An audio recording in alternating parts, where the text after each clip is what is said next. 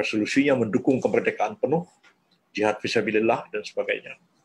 Dan kemudian juga di situ disebutkan bahwa tujuan Masyumi pada waktu itu adalah menegakkan kedaulatan negara dan agama Islam. Itu tujuannya. Yang banyak nulis belakangan itu mengutip Anggaran Dasar Masyumi tahun 52. Ya. Terlaksananya ajaran Islam dalam kehidupan orang dan seorang masyarakat dan negara.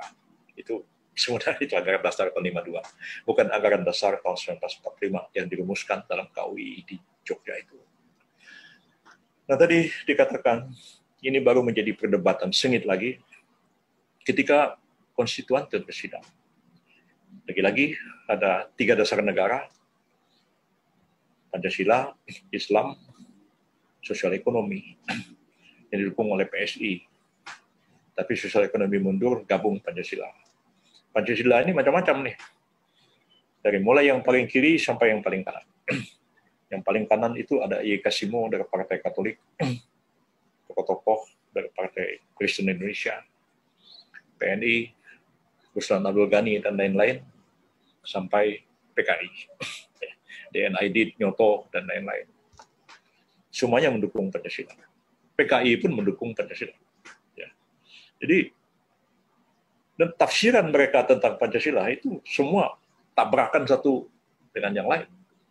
Sehingga Muhammad Natsir mengatakan di konstituante, setelah saya mendengarkan tafsiran pendukung-pendukung Pancasila, ya, bagi saya tidak lebih, tidak kurang. Pancasila adalah sekularisme. Jadi dia sendiri mengatakan Pancasila dengan Islam itu tidak tabrakan. Itu pidatonya di Pakistan tahun 1952. Pancasila dan Islam itu tidak bertabrakan. Dia jadi bertabrakan kalau ditafsirkan demikian rupa sehingga membuat dia saling bertabrakan satu dengan yang lain.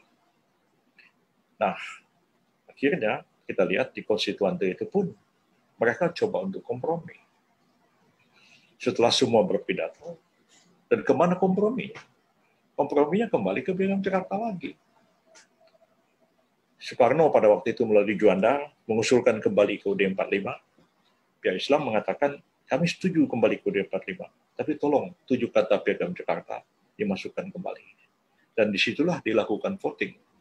Dan ketika dilakukan voting, maka ya kalau nggak salah 205 lawan 252, terus 248 banding berapa, sehingga konstituante itu tidak dapat mengambil keputusan.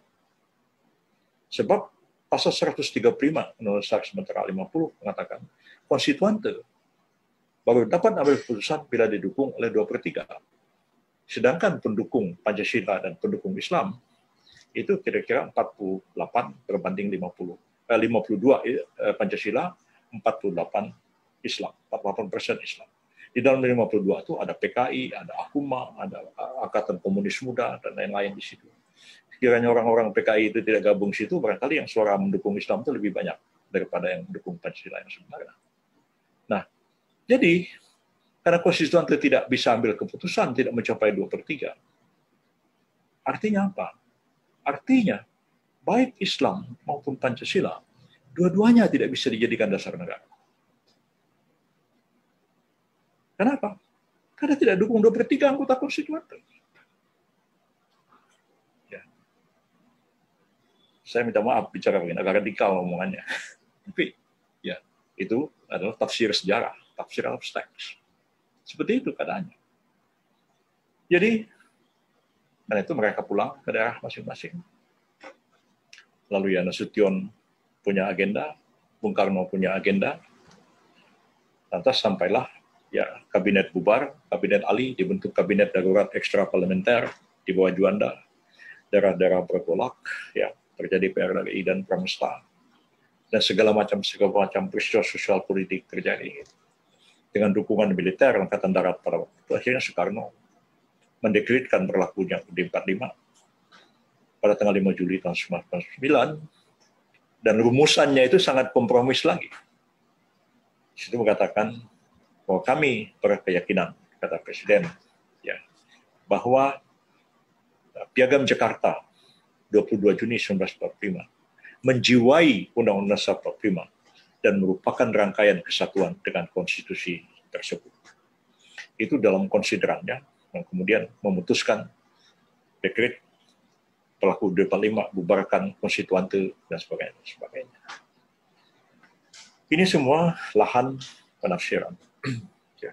Siapa yang bisa menafsir? Ya, kita lah. Ya, akademisi yang punya komitmen kepada Islam, tapi dengan nafsir yang benar, gitu ya. Dan teks Piagam Jakarta sebagai teks yang bisu, dia nggak bicara apa-apa. Kitalah yang menghadirkan kembali, membaca teks, menghadapkannya dengan situasi zaman yang berubah. Dan apakah ke depan dia masih relevan, ataukah dia merupakan satu langkah kompromi kembali? So, saya menganggap perdebatan dasar negara kita ini belum selesai. Ya. Masih juga terjadi perdebatan. Pancasila pun, kapan lahirnya pun jadi debat juga. Ya kan? Kontennya seperti apa pun jadi debat juga. Tafsirnya jadi debat juga. Kalangan Islam, ya ada yang kompromis, ada yang menolak, bahkan melahirkan konsep baru. Kita kembali ke negara khilafat. Ya. Seperti gagas oleh Hizbut Tahrir. Itu bukan tidak pernah dibicarakan di BPUPKI. Ya.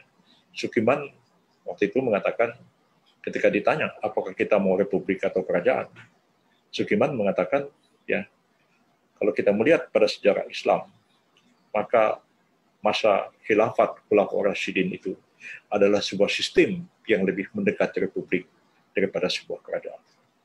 Yang pro kerajaan, 8 orang yang dari Surakarta itu, yang pro kerajaan, yang lain semua adalah pro republik. Nah, persoalannya sekarang, Piagam Jakartanya formal tidak ada lagi, implisit ada di dalam dekret 559.